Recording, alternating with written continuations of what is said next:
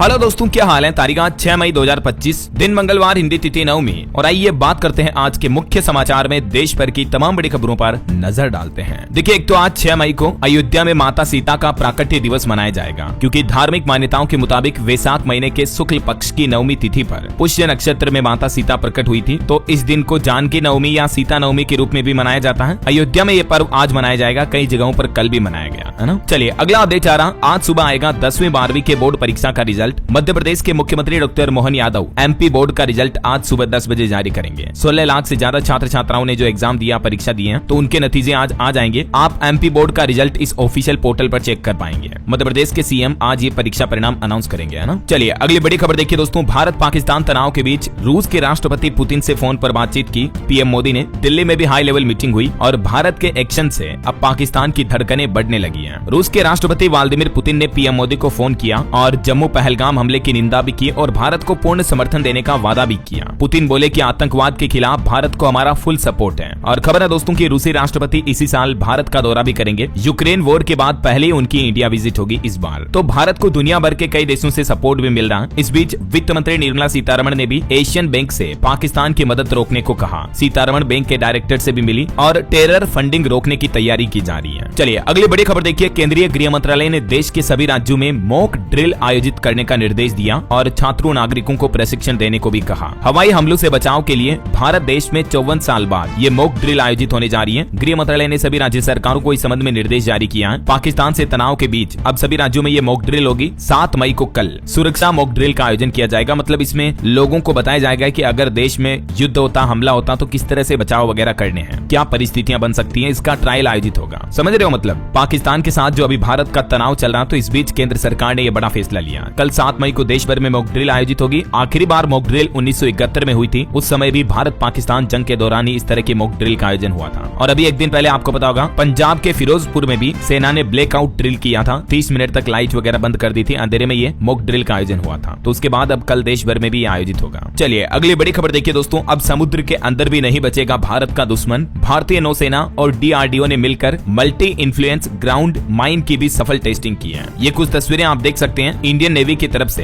भारत के डिफेंस में ये एक और सफल टेस्टिंग हुई है। समुद्र के अंदर दुश्मन के जहाजों को निशाना बनाएगी ये तकनीक। और अच्छी बात यह है कि ये पूरी तरह से स्वदेशी मिसाइल तकनीक है, MIGM। और इसके सफल परीक्षण पर रक्षा मंत्री ने डीआरडीओ और नौसेना को बधाई भी दी। और इस तनावी माहौल के बीच यूएन सेक्रेटरी ने भी कहा कि भारत पाकिस्तान बातचीत से विवाद को सुलझाएं। वैसे इंडिया पाकिस्तान को लेकर कुछ और अपडेट है, मैं आपको आगे बताऊंगा। फिलहाल देखिए आप अगली बड़ी खबर। देश में लागू होने वाले 3 नए आपराधिक कानूनों पर गृह मंत्री अमित शाह ने बैठक की और देश भर में लॉ एंड ऑर्डर को लेकर अधिकारियों को कड़े निर्देश भी दिए। गृह मंत्री ने अधिकारियों को दिए निर्देश में कहा कि 60 और 90 दिन के अंदर आरोप पत्र दाखिल करने की प्रक्रिया पूरी की जाए और निरंतर निगरानी भी होनी चाहिए और इस समय सीमा का कड़ाई से पालन किया जाए। नए आपराधिक कानूनों से जमीनी स्तर पर पुलिस विभाग की कार्य कुशलता और जिम्मेदारी बढ़ेगी, ये भी कहना है गृह मंत्री का। चलिए खबर आ रही दोस्तों की कागज नहीं बल्कि हाईटेक टैबलेट और AI यानी आर्टिफिशियल इंटेलिजेंस की मदद से होगी देश भर में जातिगत जनगणना। हाल ही में जो केंद्र सरकार ने फैसला लिया था जातिगत जनगणना करवाने का, तो इसको लेकर अब तैयारियां भी शुरू होने जा रही है और इस बार जनगणना पूरी तरह से डिजिटल होगी। सारे आंकड़े इलेक्ट्रॉनिक टैबलेट पर लिए जाएंगे, मतलब कागजों में, रजिस्टर में, कॉपी में दर्ज नहीं होंगे। और आंकड़ों के विश्लेषण के लिए आर्टिफिशियल इंटेलिजेंस AI के इस्तेमाल की भी तैयारी चल रही है। माना जा रहा दोस्तों कि अगले साल 2026 की शुरुआत में ही जनगणना के पहले चरण की शुरुआत हो जाएगी। सभी घरों के साथ साथ उनमें मौजूद सामान की भी गणना की जाएगी इस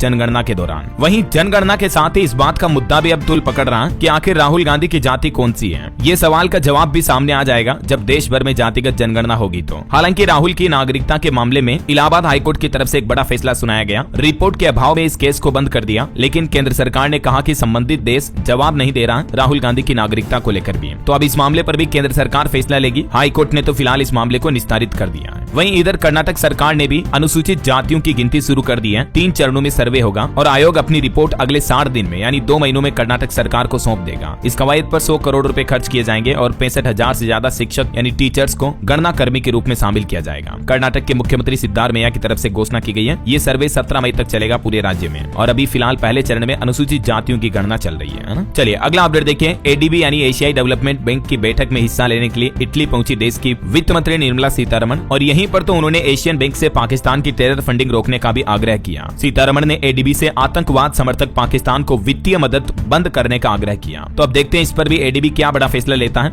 वित्त मंत्री सीतारमण ने ADB के प्रमुख मसातो कांडा के साथ बैठक भी की इस दौरान कई अहम मुद्दों पर चर्चा हुई और उसके बाद मीडिया में रिपोर्ट्स चलने लगी कि अब कटोरा लेकर घूमेगा पाकिस्तान, फिर भी नहीं मिलेगी भीख। भारत ने इकोनॉमिक स्ट्राइक का भी इंतजाम कर लिया पाकिस्तान के खिलाफ। आतंकवाद को पनाह देने वाले सभी देशों की फंडिंग पर रोक लगे। एडीबी अध्यक्ष से मुलाकात के दौरान वित्त मंत्री निर्मला सीतारमण ने अंतर्राष्ट्रीय मंच पर यह बड़ी मांग रखी है। हालांकि मीडिया में चल रही इन सभी खबरों पर एक क्लियरिफिकेशन भी जारी किया। वित्त मंत्रालय ने देर शाम ये स्पष्ट किया कि वित्त मंत्री सीतारमण की जो एशियाई डेवलपमेंट बैंक के अध्यक्ष के साथ बैठक हुई, तो इस मुलाकात के दौरान पाकिस्तान को दिए जाने वाले फंड में कमी करने की मांग से जुड़ी खबरें जो चल रही वो सही नहीं है और ये तथ्य पर आधारित नहीं है, सिर्फ सूत्रों के मुताबिक ऐसी मीडिया रिपोर्ट चल रही है। खैर, वित्त मंत्री ने ये मुद्दा भले ही उठाया हो या ना उठाया हो, पाकिस्तान को एक के बाद एक कई बड़े झटके लगने लगे हैं। देखिए आप, ये है भारत की ताकत। अब जर्मनी और फ्रांस ने भी बड़ा फैसला लिया। ये दोनों देश भी पाकिस्तानी एयर स्पेस का इस्तेमाल नहीं करेंगे। पाकिस्तानी हवाई क्षेत्र के लिए फ्रांस और जर्मनी ने भी उड़ान भरने से मना कर दिया है और इस क्षेत्र के लिए अपना परिचालन निलंबित कर दिया है। सबसे पहले पाकिस्तान ने भारत के लिए जो एयर स्पेस बंद किया था, तो अब पाकिस्तान को लेने के देने पड़ गए। दुनिया के कई देश पाकिस्तानी एयर स्पेस का इस्तेमाल करना बंद करने जा रहे हैं, तो उसके बाद पाकिस्तान को करोड़ों का नुकसान भी होने लगा है। दुनिया भर के कोई भी देश अभी पाकिस्तान का साथ देने के लिए डायरेक्टली राजी नहीं है। ऐसे में कौन देगा पाकिस्तान का साथ? चीन की चुप्पी से भी घबराया पाकिस्तान। भारत से अगर पाकिस्तान भिड़ा तो आर्थिक रूप से तबाही होना तय है। कई सारे मार्केट एक्सपर्ट ने तो ये रिपोर्ट भी जारी की कि भारत से दुश्मनी लेकर बर्बाद हो जाएगा पाकिस्तान, पाई पाई को मोहताज हो सकता है। मूडीज सर्वे एजेंसी की तरफ से भी ये चौंकाने वाली रिपोर्ट जारी की गई, जिसमें बताया गया कि पाकिस्तान से 10 गुना बड़ी है भारत की इकोनॉमी और 8 गुना ज्यादा है भारत का रक्षा बजट भी। तो एक्सपर्ट बोले कि 10 बार सोचेगा पाकिस्तान भारत के साथ पंगा लेने में। और एक रिपोर्ट ये सामने आ रही है कि अगर भारत पाकिस्तान के बीच जंग हुई तो सभी पाकिस्तानी दल भी एक हो जाएंगे। जैसे अभी हमारे भारत में भी आप देख पा रहे होंगे, पक्ष विपक्ष राहुल गांधी वगैरह सभी केंद्र सरकार के सपोर्ट में है पाकिस्तान के खिलाफ एक्शन लेने के लिए। तो ठीक ऐसे ही पाकिस्तान की राजनीति में भी ये देखने को मिलेगा। खैर, पाकिस्तान के ज्यादातर राजनीतिक दल इस बैठक में सहमत हुए, लेकिन जो पाकिस्तान के पूर्व प्रधानमंत्री इमरान खान की पार्टी थी वो इस बैठक में शामिल नहीं हुई। तो कहीं न कहीं पाकिस्तान में अभी भी फूट तो दिख रही है। इधर पानी रोकने के बाद चिनाब नदी सूखने से भी पाकिस्तान में टेंशन का माहौल है। पानी रोककर भारत ने क्लियर वार्निंग भी दे दी। जब भारत ने चिनाब पर पानी रोका तो भड़का पाकिस्तान। पाकिस्तान के डिप्टी पीएम इसाक डार बोले कि हमारे हक का पानी रोका तो युद्ध होगा। वहीं खबर है, भारत की कार्रवाई के बाद फिर से चीन के सामने गिड़गिड़ाया पाकिस्तान। चीनी राष्ट्रदूत से मिले राष्ट्रपति जरदारी। पहलगाम हमले के बाद पाकिस्तान में दिख रहा खौफ, 3 दिन में किया दूसरा मिसाइल टेस्ट भी। इधर भारत की भी तैयारियां देखिए आप। हमले के बाद भारत ने 6 हाइड्रो इलेक्ट्रिक प्रोजेक्ट भी शुरू किए। देखिए, भारत ने एक बड़ा रणनीतिक कदम उठाया है। खबर आ रही कि जब से जम्मू पहलगाम में हमला हुआ उसके बाद से लेकर अब तक सरकार ने 6 रुकी हुई परियोजनाओं को फिर से शुरू करने का प्लान बनाया है। देख सकते हैं आप इन प्रोजेक्ट्स के बारे में कुछ डिटेल्स भी। वहीं देखिए बड़ी खबर, पाकिस्तान ने एक बार फिर से भारत पर साइबर हमला करने की भी कोशिश की। देश के रक्षा संस्थानों को निशाना बनाने का दावा किया जा रहा। भारतीय डिफेंस वेबसाइट्स पर पाकिस्तान ने यह बड़ा साइबर हमला किया। कुछ मीडिया रिपोर्ट्स तो ऐसी भी आ रही कि हमारे एमईएस और रक्षा संस्थानों का डेटा भी लीक हो सकता है। अभी एक दिन पहले मैंने आपको वार्निंग भी बताई थी कि कई सारे पाकिस्तानी हैकर्स जो हैं वो अभी भारतीय लोगों के मोबाइल पर, लैपटॉप, पीसी, टैबलेट वगैरह पर पीडीएफ फाइल भेज करके साइबर अटैक कर रहे हैं। तो इनसे भी बचे आप, है ना। अनऑथोराइज्ड नंबर से या +92 वगैरह इस तरह के नंबर से कोई मैसेज आए, कॉल आए तो नहीं उठानी है और न ही कोई फाइल डाउनलोड करनी है, समझ रहे हो। वहीं खबर देखिए, पीएमओ में back to back high level meeting का दौर भी जारी है। अब प्रधानमंत्री नरेंद्र मोदी से मिलने के लिए फिर से पहुंचे राहुल गांधी। और इधर सीबीआई के नए निदेशक के चयन के लिए भी मोदी की अध्यक्षता में बैठक शुरू हुई, जिसमें न्यायमूर्ति खन्ना और राहुल गांधी भी शामिल हुए। हमारे देश के नए सीबीआई डायरेक्टर की नियुक्ति के लिए पीएमओ में बैठक हुई। मौजूदा डायरेक्टर 25 मई को रिटायर होने जा रहे हैं, तो अब उनकी जगह नए डायरेक्टर को चुना जाएगा। इस बीच हमारे देश के रक्षा मंत्री राजनाथ सिंह और जापान के रक्षा मंत्री के बीच भी मुलाकात हुई।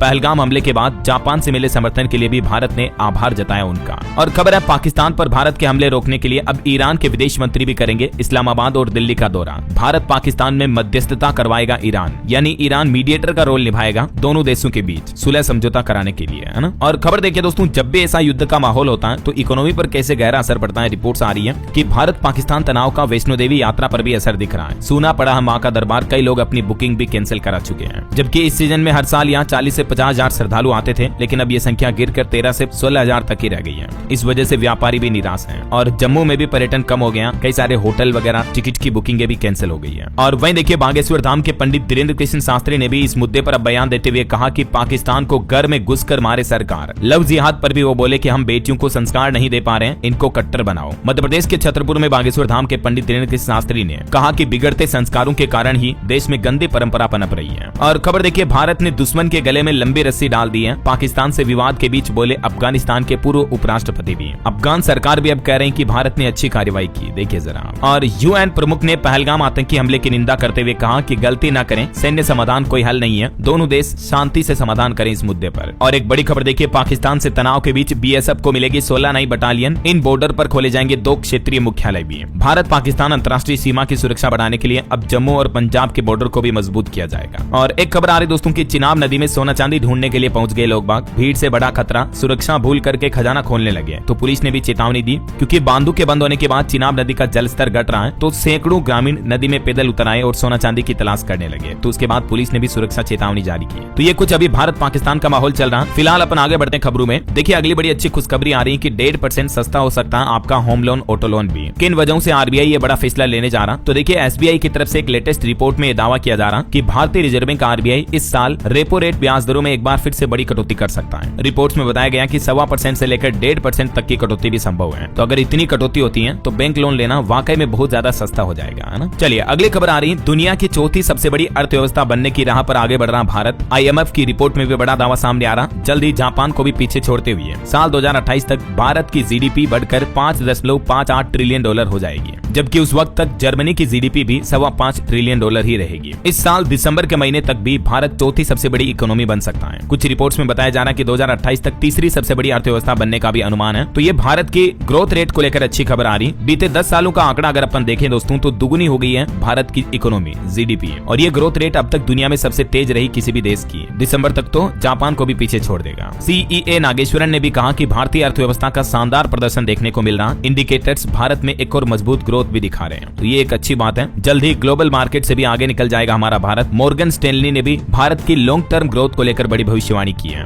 तो कहीं न कहीं ये भारत के स्टॉक मार्केट के लिए भी अच्छी बात है। और हमारे देश से जुड़ी कुछ और रिपोर्ट्स देखिए दोस्तों। देखिए साल 2029 तक $17 अरब होगा स्क्रीन एंटरटेनमेंट का बाजार भी। ऑनलाइन वीडियो बनेगा सबसे बड़ा सेगमेंट। और भारत की कॉटन यानी कि यार्न इंडस्ट्री भी वित्त वर्ष 2025-26 में 9% की दर से बढ़ सकती है। तो ये कुछ रिपोर्ट सामने आ रही है। चलिए फिलहाल देखिए अगली बड़ी खबर, वक्फ कानून से जुड़े मामले की सुप्रीम कोर्ट में बीते दिन सुनवाई टली, वरना कल सुनवाई होनी थी, लेकिन अब अगली तारीख 15 मई तय की गई है। फिलहाल केंद्र सरकार भी हलफनामा दे चुका है, जिसमें केंद्र सरकार ने कहा कि पिछले 12 सालों में वक्फ की संपत्ति 20 लाख एकड़ बढ़ी है। अब वक्फ कानून पर सुप्रीम कोर्ट अगली सुनवाई 15 मई को करेगा। तो देखते हैं क्या कुछ फैसले आते हैं। जो भी अपडेट आएंगे मैं आपको बताता रहूंगा। वहीं देखिए दिल्ली हाईकोर्ट का एक बड़ा फैसला, रेस्टोरेंट्स को सर्विस चार्ज लेने से रोकने का आ गया नया नियम। दिल्ली हाईकोर्ट ने एक बार फिर से अपने नए आदेश में कहा कि रेस्टोरेंट अब जबरदस्ती सर्विस चार्ज नहीं वसूल सकते हैं। कोर्ट ने कहा कि ग्राहक की सहमति से ही ये चार्ज लिया जाना चाहिए, क्योंकि आए दिन कई बार कोर्ट वगैरह और सरकारें ये आदेश जारी करती रहती हैं, लेकिन उसके बावजूद दिल्ली एनसीआर में कई रेस्टोरेंट 5 से 10% तक बिल में सर्विस चार्ज जोड़ देते हैं, जो कि सरासर गलत है। चलिए अगली बड़ी खबर देखिए, मध्य प्रदेश, राजस्थान समेत देश के 26 राज्यों में आंधी बारिश का अलर्ट है। देहरादून में तो बादल फटने से सांग नदी में बाढ़ भी आ गई। और भी आगे बताऊंगा मैं आपको पूरे मौसम समाचार विस्तार से। फिलहाल देखिए अगला अपडेट, पश्चिम बंगाल मुर्शिदाबाद हिंसा के 25वें दिन मुख्यमंत्री ममता बनर्जी ने यहाँ का दौरा किया। पीड़ितों के लिए मुआवजे का भी ऐलान किया। कहा कि शांति लौट आई, राज्यपाल की रिपोर्ट की जानकारी नहीं है। आपको पता होगा वक्फ संशोधित कानून के खिलाफ विरोध के दौरान पश्चिम बंगाल में महीने भर पहले जो हिंसा हुई थी, तो अब सीएम ने यहाँ का दौरा किया है। और एक बड़ी खबर देखिए, कुछ दिनों पहले आपको पता होगा दिल्ली हाईकोर्ट के जज के घर पर जो केस मिलने का मामला सामने आया था, तो जस्टिस वर्मा पर लगे आरोपों की जांच पूरी हुई। अब सीजीआई को सौंपी गई ये रिपोर्ट। जज केस मामले में अब जांच तो कंप्लीट हो चुकी है। जस्टिस वर्मा के घर पर 500 के जले नोटों के जो बंडल मिले थे, उसकी जांच में अब देखते हैं आगे क्या रिपोर्ट सामने आती है और इस पर फिर सुप्रीम कोर्ट की तरफ से क्या बड़ा फैसला आता है। जो भी अपडेट आएगा मैं आपको बता दूंगा। दिल्ली वासियों के लिए बड़ी अच्छी खबर आ रही है। डायल 112 पर शिकायत करने पर अब और जल्दी पहुंचेगी Delhi police. Emergency response support system भी ऑटोमेट किया जाएगा। दिल्ली पुलिस इमरजेंसी सिस्टम को और ज्यादा अपग्रेड कर रही है और 112 नंबर पर कॉल करने पर अब पुलिस और जल्दी से आपके घर तक पहुंच पाएगी। इसके अलावा इस नई प्रणाली में वॉइस कॉल, एसएमएस और व्हाट्सएप जैसे संचार माध्यम भी शामिल किए जाएंगे। जल्दी दिल्ली पुलिस एक व्हाट्सएप नंबर भी जारी करेगी, जिसके जरिए भी पीड़ित दिल्ली पुलिस से डायरेक्ट जुड़ पाएंगे, है ना। और दोस्तों 112 नंबर की ही तरह दिल्ली में एक और सुविधा भी शुरू की जा रही है, 311। ये डायल करने से भी अब दिल्ली वासियों की हर समस्या का समाधान हो पाएगा। दिल्ली सरकार का प्लान है सभी विभागों को एक ही कमांड सेंटर में लाने की व्यवस्था शुरू की जा रही है। जैसे मान लीजिए अब आपको दिल्ली में बारिश से पानी जाम की समस्या है, पानी न निकलने से सीवर संबंधित कोई भी समस्या है, सब कुछ के लिए आपको हेल्पलाइन नंबर 311 डायल करना होगा। दिल्ली के जितने भी विभाग है, एनडीएमसी, पीडब्ल्यूडी, एमसीडी वगैरह, इन सभी को इस नंबर से कनेक्ट किया गया है, ठीक है ना। तो जैसे क्राइम वगैरह के लिए आप 112 या 100 जैसे इमरजेंसी नंबर पर कॉल कर सकते हैं, तो वैसे ही दिल्ली में आम लोगों की सोसाइटी से जुड़ी कोई समस्या है तो आप इस नंबर पर डायल कर पाएंगे, ठीक है। दिल्ली के पर्यावरण मंत्री प्रवेश वर्मा ने भी कहा कि दिल्ली में जल भराव से निपटने के लिए भी एकीकृत कमांड सेंटर का प्लान तैयार किया जा रहा है और इसके लिए मौजूदा 311 हेल्पलाइन का उपयोग किया जा सकता है। ऐसा चलिए अगली बड़ी खबर देखिए। एक चौंकाने वाली रिपोर्ट सामने आ रही है कि इस साल 2025 में जो राष्ट्रीय महिला आयोग के पास अब तक कुल शिकायतें आई, उनमें से 50% शिकायतें यूपी से हैं। यानी ये रिपोर्ट्स को अगर देखा जाए तो जाहिर सी बात है उत्तर प्रदेश में घरेलू हिंसा के मामले बढ़े हैं, जहां सरकार को सुधार करने की जरूरत है। लॉ एंड ऑर्डर सही से काम नहीं कर रहा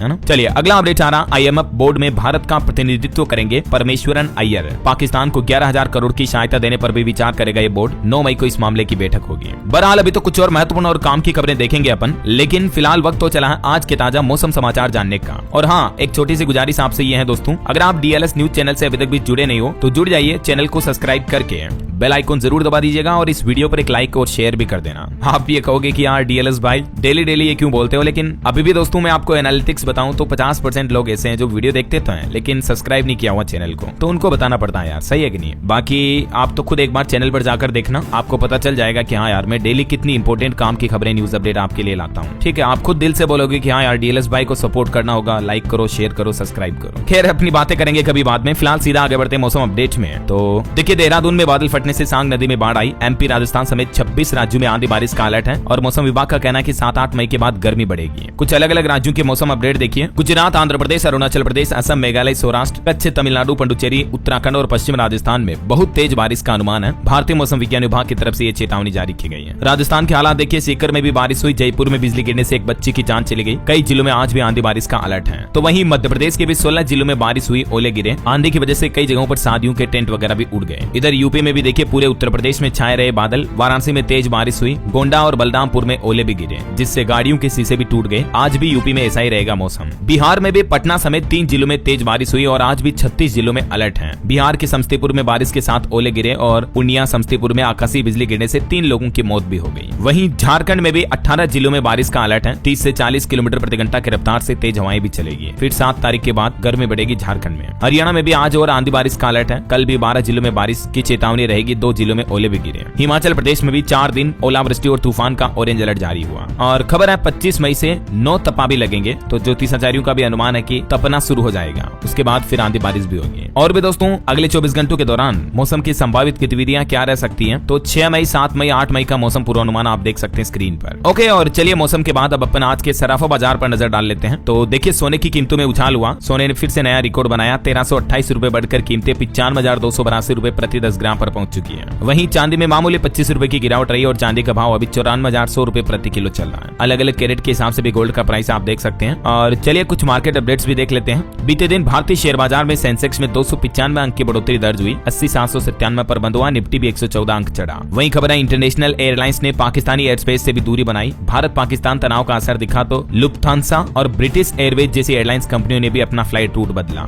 खबर आ रही देश के प्रमुख SUV निर्माता कंपनी का जबरदस्त प्रदर्शन देखने को मिला। महिंद्रा कंपनी का चौथी तिमाही में रेवेन्यू 25% तक बढ़ा। एक साल में महिंद्रा का शेयर भी 36% तक चढ़ा और अभी कंपनी 25 रुपए का प्रति शेयर डिविडेंड भी देगी। कुछ और ऑटो इंडस्ट्री से जुड़े अपडेट देखिए दोस्तों। फाइनेंशियल ईयर 2025 में 2.5 करोड़ से भी ज्यादा गाड़ियां बिकी। अप्रैल में मारुति ने सबसे ज्यादा 1,38,000 कारें बेची, जबकि 2 व्हीलर सेल्स के मार्केट में हीरो कंपनी का मार्केट शेयर 30% तक पहुंचा। और खबर देखिए जीप रेंगलर विलेज 41 भी स्पेशल एडिशन लॉन्च करने जा रही है। कीमत इसकी 73 लाख से शुरू है। चलिए खबर देखिए अडानी ग्रुप के सभी 10 शेयरों में तेजी देखी गई। टोटल गैस 11% और एंटरप्राइजेज का शेयर 7% तक चढ़ा। और निवेशकों के लिए भी खबर है अवाडा ग्रुप की सोलर मॉड्यूल मैन्युफैक्चरिंग यूनिट का भी IPO आ रहा है। 5,000 करोड़ रुपए से ज्यादा जुटाना चाहती है कंपनी। ओके, और चलिए मार्केट के बाद आगे बढ़ते हैं अपन खबरों में। तो देखिए बड़ी खबर दोस्तों, ई-कॉमर्स बाजार पर एक खबर आ रही कि 3 करोड़ से ज्यादा किराना दुकानदारों को खतरे में डाल रहे हैं डार्क स्टोर। और अब सड़कों पर उतरेंगे 9 करोड़ कारोबारी व्यापारी। Confederation of all India traders यानी केड जो है उसके 9 करोड़ से भी ज्यादा छोटे कारोबारी देश भर में विरोध करेंगे। 16 से 18 मई तक नई दिल्ली और उत्तर प्रदेश के वृंदावन में एक राष्ट्रव्यापी सम्मेलन भी आयोजित होने जा रहा। Amazon, Flipkart, Blinkit, Swiggy, Instamart, Zepto जैसी कंपनियों की रणनीतियों का विरोध किया जाएगा, क्योंकि ई कॉमर्स बढ़ने से मार्केट में ऑफलाइन बिजनेसेस काफी ज्यादा ठप होते जा रहे हैं। चलिए खबर आ रही है आधिकारिक रिकॉर्ड से हटेंगे। 3300 से भी ज्यादा कंपनियों के नाम एक साल में भी कारोबार शुरू नहीं किया इन कंपनियों ने रजिस्ट्रेशन के बाद, तो अब कॉर्पोरेट मामलों के मंत्रालय ने 3500 के लगभग कंपनियों को लिस्ट से हटाने का फैसला किया। और निवेश को लेकर एक रिपोर्ट सामने आ रही है कि भारत में वाहन, पर्यटन और फार्मा जैसे सेक्टर में वैश्विक निवेशकों की भी दिलचस्पी ज्यादा है। ये सेक्टर पसंदीदा है। चलिए अगला अपडेट देखिए। भारतीय नौसेना को 28 मई को मिलेगा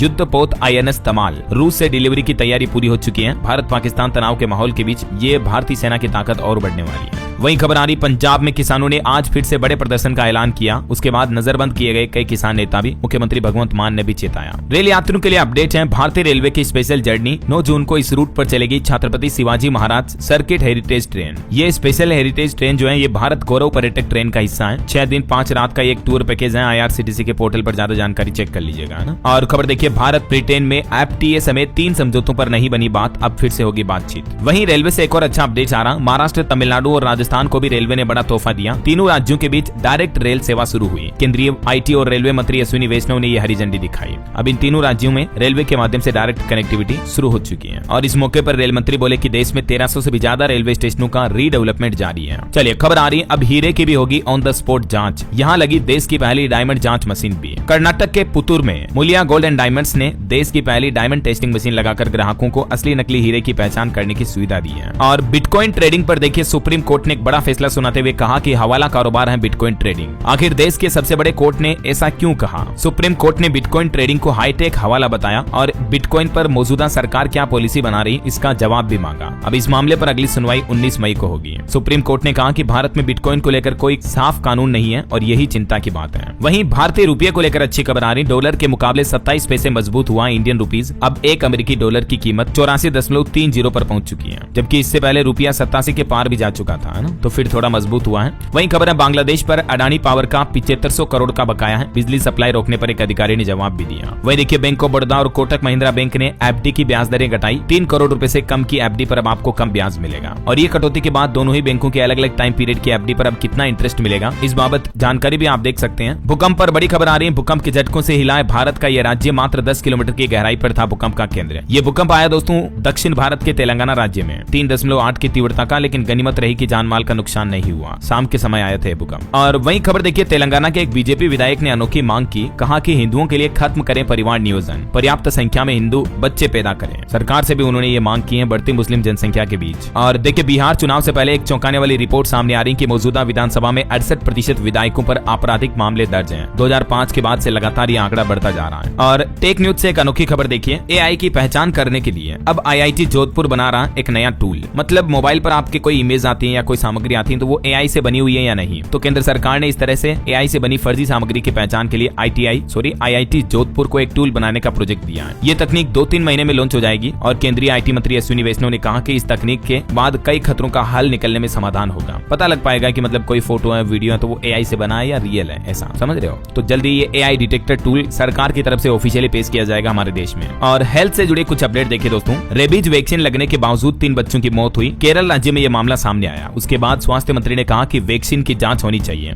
विपक्ष ने भी सरकार पर आरोप लगाते हुए कहा कि हेल्थ डिपार्टमेंट में भ्रष्टाचार और लापरवाही हो रही है। केरल में बीते महीने मामले सामने आए जहां रेबीज की वैक्सीन लगाने के बावजूद बच्चों की मौतें कैसे हो गई। ये वाकई में जांच का और चिंतनीय विषय है। और एक वैज्ञानिकों के अध्ययन में यह खुलासा सामने आ रहा कि इलाज से कतराने पर पुरुषों को हाई ब्लड प्रेशर हो जाता है। डायबिटीज और HIV से ज्यादा मौत का खतरा इस डर से होता है। प्लस मेडिसिन जर्नल के वैज्ञानिकों की रिसर्च में पाया कि पुरुषों में हाई BP, डायबिटीज और HIV का खतरा ज्यादा है, लेकिन मर्दानगी की सोच और इलाज से कतराने की आदत उन्हें और ज्यादा नुकसान पहुंचा रही है। तो इसलिए महिलाओं की तुलना में दुनिया के 131 देशों में पुरुषों की मृत्यु दर ज्यादा पाई गई। वैसे महिलाओं की सेहत पर भी एक अच्छी खबर आ रही है। भले ही दिनों दिन स्तन कैंसर के मामले बढ़े हैं, लेकिन स्तन कैंसर में मृत्यु के मामलों में पिछले 10 सालों में बड़ी गिरावट देखने को मिली है। ये कुछ डेटा भी आप देख सकते हैं स्वास्थ्य विभाग द्वारा जारी आंकड़े। और वहीं महिलाओं के लिए KGMU के डॉक्टर सूर्यकांत का भी ये कहना है कि अस्थमा पीड़ित महिलाओं को सावधानी बरतनी होगी। झाड़ू मत लगाइए, आप धूल भरी जगहों पर मत रहिए, सब्जी में भी छोंक लगाने से बचें जिन महिलाओं को अस्थमा का खतरा है तो, ठीक है ना। वर्ल्ड अस्थमा डे के मौके पर उन्होंने ये बातें बताई। और यूपी के कुछ अपडेट देखिए दोस्तों। उत्तर प्रदेश के सभी 75 जिलों में प्राइवेट बस स्टैंड बनवाएगी योगी सरकार। कैबिनेट से हरी झंडी भी मिलने जा रही है। 9 से ज्यादा प्रस्ताव मंजूर होंगे। जल्दी योगी कैबिनेट बैठक जो होगी उसमें योगी सरकार का प्लान है प्रदेश में बिजली आपूर्ति की मांग को बढ़ाने के लिए पड़ोसी राज्यों से बिजली भी खरीदेगी सरकार। इसके अलावा भी इस एजेंडे में कई सारे प्रस्ताव शामिल हैं, देख सकते हैं आप। और यूपी वासियों के लिए एक और अच्छी खबर है। पूर्वांचल और बुंदेलखंड उत्तराखंड एक्सप्रेसवे के लिए भी योगी सरकार ने बड़ा फैसला लिया। अब इस एक्सप्रेसवे पर आपको कुछ नई सुविधाएं मिलेगी, जिससे कि राहगीरों को बड़ी राहत मिलने वाली है। इस एक्सप्रेसवे पर 40 हेक्टेयर क्षेत्र में निर्माण व विकास कार्य भी होंगे और भी एक्सप्रेसवे के किनारे इन विभिन्न सुविधाओं का विकास किया जाएगा, जैसे पेयजल की सुविधाएं होगी, इलेक्ट्रिक व्हीकल चार्जिंग स्टेशन हो गए, पेट्रोल सीएनजी पंप वगैरह हो गए। देख सकते हैं आप डिटेल, है ना। और एक रिपोर्ट सामने आ रही दोस्तों, यूपी सरकार का कुपोषण पर प्रहार, 2 करोड़ से भी ज्यादा लोगों को बेहतर स्वास्थ्य मिला योगी सरकार की कुपोषण के खिलाफ योजना के माध्यम से। और खबर है उत्तर प्रदेश में प्राथमिक के बाद अब माध्यमिक स्कूलों में भी 21 मई से चलेंगे समर कैंप। शिक्षकों में भारी नाराजगी देखी जा रही इस आदेश के बाद। वहीं देखिए प्रदेश में अवैध पार्किंग पर लगेगा प्रतिबंध, प्रमुख स्थलों पर अधिक पार्किंग शुल्क वसूलने की तैयारी जो की जा रही है उस पर भी योगी कैबिनेट की बैठक में मुहर लगने की संभावना है। आज मंगलवार को ये यूपी कैबिनेट की बैठक होने जा रही है। और इसके अलावा यूपी में गन्ना किसानों के लिए भी फैसला लिया गया। समय से भुगतान न करने वाली गन्ना मिलों पर सीएम योगी ने कड़ा रुख अपनाते हुए कहा कि देरी करने पर कार्रवाई की जाएगी। वहीं देखिए अनिल कुमार बनाए गए उत्तर प्रदेश के कार्यवाहक मुख्य सचिव, 8 मई तक उनके पास रहेगा ये चार्ज। यूपी गाजियाबाद जिला अस्पताल में एक साल में 23 बच्चों की मौत हुई, उसके बाद स्वास्थ्य विभाग हरकत में आया, प्रभारी को हटाया गया और जांच के आदेश भी जारी हुए। चलिए आगे बढ़ते हैं खबरों में। देखिए आप, सुप्रीम कोर्ट ने निशिकांत दुबे के खिलाफ अवमानना याचिका को खारिज किया, कहा कि हमारे कंधे मजबूत हैं। वहीं सुप्रीम कोर्ट ने हाई कोर्ट्स में पेंडिंग सभी केसों की जानकारी मांगी, कहा कि वक्त पर लोगों को न्याय मिले और इसके लिए गाइडलाइन बनाना हमारा मकसद है। तो देश भर के जितने भी हाई कोर्ट्स में पेंडिंग केस हैं उनकी भी जानकारी सुप्रीम कोर्ट ने मांगी और सरकारों द्वारा भी इन केसों की जानकारी एक ही जगह सबमिट करने का आदेश भी दिया। सुप्रीम कोर्ट के कुछ और फैसले देखिए एजुकेशन से जुड़े भी। देखिए सुप्रीम कोर्ट में क्लेट यूजी एग्जाम से जुड़ी याचिका पर भी सुनवाई हुई। दिल्ली हाई कोर्ट के फैसले को चुनौती दी गई। हाई कोर्ट ने रिवाइज्ड रिजल्ट जारी करने को कहा था। तो अब इस मामले पर अगले सप्ताह फिर से सुप्रीम कोर्ट सुनवाई करेगा। और वहीं दोस्तों अभी एक दिन पहले जो नीट यूजी एग्जाम हुआ था उस पर भी खबर आ रही। समस्तीपुर में डॉक्टर समेत 2 लोगों को गिरफ्तार किया गया। ओरिजिनल कैंडिडेट की जगह डमी कैंडिडेट दे रहे थे एग्जाम सोल्वर के रूप में। और एक बड़ी दुर्घटना की खबर देखिए दोस्तों, एमपी उज्जैन महाकाल मंदिर में आग लगी, दूर से भी लपटें दिखी, फिर श्रद्धालुओं की एंट्री भी रोकी गई। हालांकि गनीमत रही कि किसी की जान नहीं गई। और असामाजिक तत्वों की एक करतूत भी देखिए, हरियाणा फरीदाबाद में नेहरू की प्रतिमा पर स्प्रे पेंट फेंका तो कांग्रेस ने नाराजगी जताई। चलिए कुछ और रैपिड न्यूज अपडेट देखते हैं फटाफट से। देखिए राजस्थान में केंद्रीय मंत्री अश्विनी वैष्णव ने जोधपुर रेलवे स्टेशन के पुनर्विकास कार्यों का निरीक्षण किया। वहीं एलओसी पर तनाव के बीच रक्षा सचिव ने भी पीएम मोदी से मुलाकात की, सैन्य तैयारियों की जानकारी ली। एक रिपोर्ट सामने आ रही है, भारत में सोलर पीवी कंपोनेंट मार्केट भी 2029 तक बढ़कर $7 अरब का हो जाएगा। वहीं जॉब्स पर भी एक अच्छी खबर देखिए, स्टार्टअप जॉब मार्केट में एक नया आत्मविश्वास नजर आ रहा। भर्तियों को लेकर सालाना आधार पर 32% का जबरदस्त उछाल देखा गया। और खबर है उत्तराखंड के मुख्यमंत्री पुष्कर सिंह धामी और केंद्रीय कृषि मंत्री शिवराज सिंह चौहान ने कृषि और ग्रामीण विकास योजनाओं की समीक्षा भी की। और अभी एक दिन पहले आपको पता होगा केंद्रीय कृषि मंत्री ने चावल की 2 नई किस्मों को लॉन्च किया था, जिससे किसानों की पैदावार 30% तक बढ़ जाएगी। तो इस पर भी एक अच्छी रिपोर्ट आ रही है कि भारत देश जो है वो जीनोम संवर्धित चावल की किस्में विकसित करने वाला दुनिया का पहला देश बन चुका है, जिसने चावल के जीनोम डीएनए में ही परिवर्तन कर दिया, चावल की नई किस्मों के बीज विकसित किए हैं। तो ये भी भारतीय वैज्ञानिकों की उपलब्धि है। वहीं देखिए सरकार ने रिपोर्ट जारी की, प्रधानमंत्री उज्ज्वला योजना के 9 साल पूरे होने के मौके पर 10 करोड़ से ज्यादा परिवारों को इसका लाभ मिला। बड़ी खबर आ रही, भारत सरकार ने पाकिस्तान के न्यूज पोर्टल बलूचिस्तान टाइम्स और बलूचिस्तान पोस्ट को भी ट्विटर अकाउंट पर बैन कर दिया। वहीं एलओसी पर लगातार 11वें दिन भी पाकिस्तान ने सीज फायर यानी संघर्ष विराम का उल्लंघन किया। भारतीय सुरक्षा बलों ने भी मुंहतोड़ जवाब दिया। और इधर हमारे विदेश मंत्री डॉक्टर एस जयशंकर ने भी नई दिल्ली में जापान के प्रतिनिधि सभा के अध्यक्ष फुकुशिरो के साथ भी मुलाकात की। चलिए अगला अपडेट देखिए, आधार कार्ड नियामक संस्था उदय ने नई दिल्ली में नीट यूजी 2025 के दौरान हुए फेस ऑथेंटिकेशन के उपयोग पर भी एक प्रूफ ऑफ कंसेप्ट का सफलतापूर्वक आयोजन किया। वहीं खबर है संस्कृति मंत्रालय ने चाइना के हांगकांग के सोथबी द्वारा पवित्र पीपर हवा अवशेषों की नीलामी को रोकने के लिए त्वरित कार्रवाई की। देश के राष्ट्रीय राजमार्ग मंत्री नितिन गडकरी ने तेलंगाना में 61 अरब रुपए की नई राजमार्ग परियोजनाओं का लोकार्पण और शिलान्यास किया। और सरकार का कहना है कि देश के उद्योगों के लिए कोयले की कोई कमी नहीं है, आपूर्ति प्रॉपर बनी रहेगी। और एशियाई विकास बैंक के गवर्नर बोर्ड की 58वीं वार्षिक बैठक इटली के मिलान में शुरू हुई। भारत और बेल्जियम ने भी द्विपक्षीय व्यापार को बढ़ावा देने और औद्योगिक सहयोग मजबूत करने पर चर्चा की। भारत में स्टार्टअप फंडिंग पर भी खबर आ रही है। भारतीय स्टार्टअप्स ने बीते एक सप्ताह में ही $102 मिलियन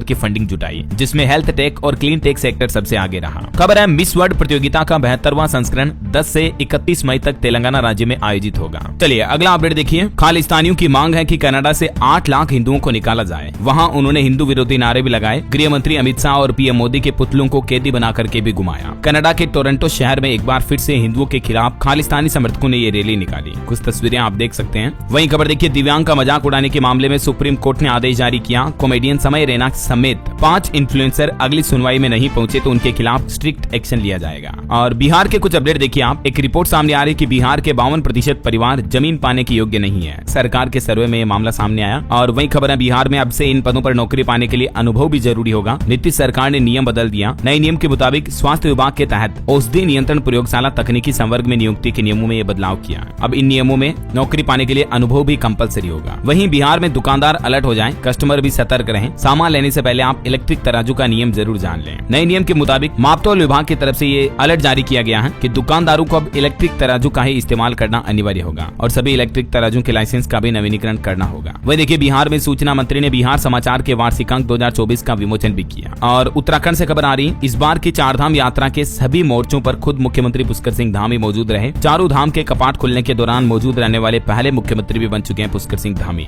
और वहीं उत्तराखंड सीएम ने एक और बड़ी सौगात दी राज्य को। प्रदेश को मिला अंतर्राष्ट्रीय स्तर का आइस रिंक। मुख्यमंत्री धामी और खेल मंत्री ने इसका लोकार्पण भी किया। चलिए खबर आ रही है, हरियाणा में 481 गाँवों का लिंगानुपात 700 से भी कम है। अब एसटीएफ विभाग एक्टिव हुआ। वहीं देखिए, हरियाणा में अग्निवीरों को नौकरी में 20% आरक्षण मिलेगा। लेफ्टिनेंट नरवाल के परिवार को भी 50 लाख और जॉब को मंजूरी मिली हरियाणा सरकार की तरफ से। दरअसल बीते दिन हरियाणा के मुख्यमंत्री नायब सिंह सैनी की अध्यक्षता में कैबिनेट की मीटिंग हुई, ठीक है। और इस मीटिंग में कुल 24 एजेंडे रखे गए, जिनमें से 22 को मंजूरी मिल चुकी है। और इस मीटिंग के कुछ बड़े फैसले देखिए, अग्निवीरों को 1 करोड़ रुपए तक मिलेंगे। लोक कलाकारों को भी हर महीने पेंशन मिलेगी। और शराब की नई आबकारी नीति को भी मंजूरी मिल चुकी है। गौ सेवा आयोग का बजट बढ़ाया गया। नगर निकायों में डबल एंट्री अकाउंटिंग सिस्टम लागू होगा। शहीद संदीप की पत्नी को प्लॉट मिलेगा। भूमि की बाजार दर निर्धारित करने की नीति में भी संशोधन किया गया। एआई विकास परियोजनाओं को मंजूरी मिली। ये कुछ बड़े फैसले हरियाणा सरकार की कैबिनेट बैठक में लिए गए। अग्निवीर शहीदों को 1 करोड़ रुपए मिलेंगे। लोक कलाकारों को 10,000 रुपए दिए जाएंगे पेंशन के रूप में, वगैरह वगैरह। इसके अलावा एक नया आदेश जारी हुआ, हरियाणा में अब हाईवे पर नहीं खुलेंगे शराब के ठेके और शराब की दुकानें खोलने का टाइम भी बदल चुका है। जो हरियाणा सरकार ने शराब की नई आबकारी नीति को मंजूरी दी है, उसी के अंतर्गत ये कुछ नए नियमों का प्रावधान है। जिन गाँवों की आबादी 500 लोगों से कम है, अब वहाँ ठेके नहीं खुलेंगे। और वही देखिए दोस्तों, हरियाणा पंजाब जल विवाद पर पूर्व मुख्यमंत्री हुड्डा भी बोले कि बीबीएमबी को हाईकोर्ट जाने की जरूरत नहीं है, केंद्र सरकार ये जिम्मेदारी निभाए, सरकार की पैरवी ही कमजोर है,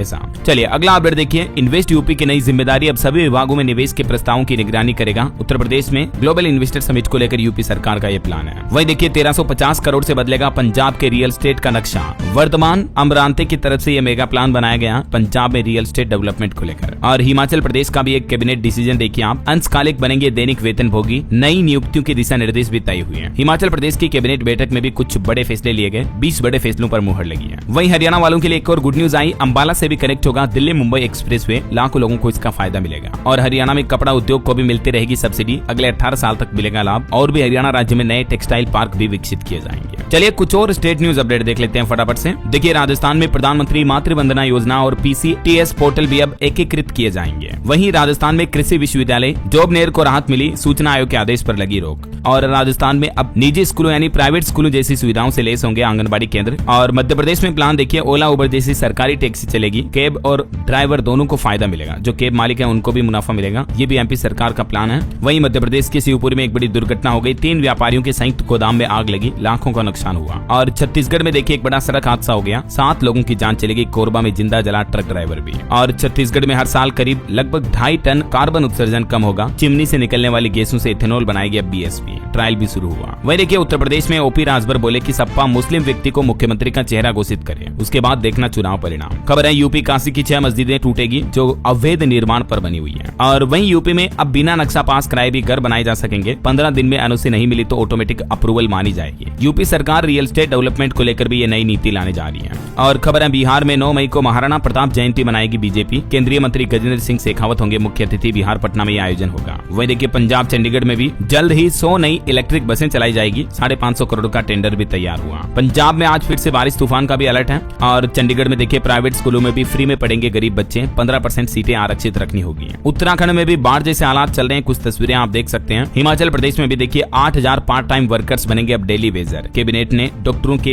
81 पद भरने की मंजूरी दी। चलिए कुछ एजुकेशनल अपडेट्स भी देख लेते हैं। देखिए दोस्तों, राजस्थान से एक बड़ा मामला सामने आया। विधानसभा से प्रश्न हटाने के एवज में 20 लाख की रिश्वत लेने के आरोप में एक विधायक जय कृष्ण पटेल को गिरफ्तार किया गया। ये कुछ तस्वीरें आप देख सकते हैं। बीएपी विधायक के रिश्तेदार ने जमीन में गाड़े थे 20 लाख। एमएलए का भांजा रुपये लेकर भागा था। कोर्ट में कुछ यूं खुलासा हुआ। चलिए कुछ गवर्नमेंट जॉब्स के अपडेट देखिए आप। नीट यूजी पेपर एनालिसिस को लेकर खबर आ रही कि फिजिक्स का पेपर सबसे टफ रहा, केमिस्ट्री थोड़ी आसान रही। और बिहार में स्वास्थ्य विभाग के अधिकारियों के 4500 पदों पर भर्ती भी निकली है। आवेदन इसके शुरू हो चुके हैं। अंतिम तारीख 26 मई रहेगी। तब तक आप इस ऑफिशियल वेबसाइट के माध्यम से ऑनलाइन आवेदन कर सकते हैं। और कुछ अंतर्राष्ट्रीय न्यूज अपडेट देखिए आप। हॉलीवुड को बचाने के लिए अमेरिकी राष्ट्रपति डोनाल्ड ट्रंप ने बड़ा कदम उठाया है। विदेशी फिल्मों पर 100% टैरिफ लगाया जाएगा। उन्होंने कहा कि मर रहा हॉलीवुड, लेकिन इसे बचाना जरूरी है। वहीं चाइना पर टैरिफ को लेकर भी अमेरिकी राष्ट्रपति ने यू टर्न लिया। वो बोले कि उसकी अर्थव्यवस्था संकट में है, जबकि 20 दिन पहले यूएस ने चाइना पर लगभग 150% टेरिफ लगाया था। बदले में चीन ने भी यूएस पर 125% टेरिफ लगाया था। तो अब इस टेरिफ विवाद के बीच चाइना को राहत देने का भी प्लान कर रही है अमेरिकी सरकार। और चाइना में एक बड़ी दुर्घटना भी हो गई। तेज हवाओं के कारण नाव पलटी, 9 लोगों की जान चली गई, 84 लोग डूब गए इसमें। वहीं सऊदी अरब में भी प्रकृति का प्रकोप देखिए जरा। धूल भरी आंधी का कहर, रेत के बवंडर से ढक गया अल कासिम का पूरा शहर। भारी बारिश की भी चेतावनी अब। और खबर आ रही, इजराइल गाजा पर पूरी तरह से कब्जा करेगा। वॉर कैबिनेट ने प्लान को भी मंजूरी दी। और अमेरिकी राष्ट्रपति डोनाल्ड ट्रंप का एक और प्लान है, वो अमेरिका में सबसे खतरनाक जेल फिर से खोल रहे हैं। और हाँ, वहीं देखिए दोस्तों, इस बार अमरनाथ यात्रा की पहली तस्वीर सामने आई है बाबा बर्फानी की। ये आप भी घर बैठे ही दर्शन कर लीजिए। अगर आप अमरनाथ यात्रा पर नहीं जा सकते हैं तो यहीं से दर्शन कर लीजिए। इस बार बने हिम शिवलिंग की ऊंचाई 7 फीट है। 3 जुलाई से अमरनाथ यात्रा शुरू होगी, 38 दिन की रहेगी। और ये पहली तस्वीर भी सामने आई है। जय बाबा बर्फानी की, जय शिवशंकर भोलेनाथ। और चलिए अंत में आज के राशिफल पर नजर डाल लेते हैं। देखिए, आज मेष राशि वालों को रुका पैसा मिल सकता है और मकर राशि के लोगों को पुरानी परेशानियों से राहत मिलने के भी योग है। और ये जो पूरा सप्ताह रहेगा दोस्तों, ये सिंह राशि वालों के लिए भी पैसों से जुड़ी परेशानियां खत्म करेगा। मकर राशि वाले लोग महत्वपूर्ण फैसले भी ले सकते हैं। और हाँ दोस्तों, आप मुझे कमेंट करके बताइए कि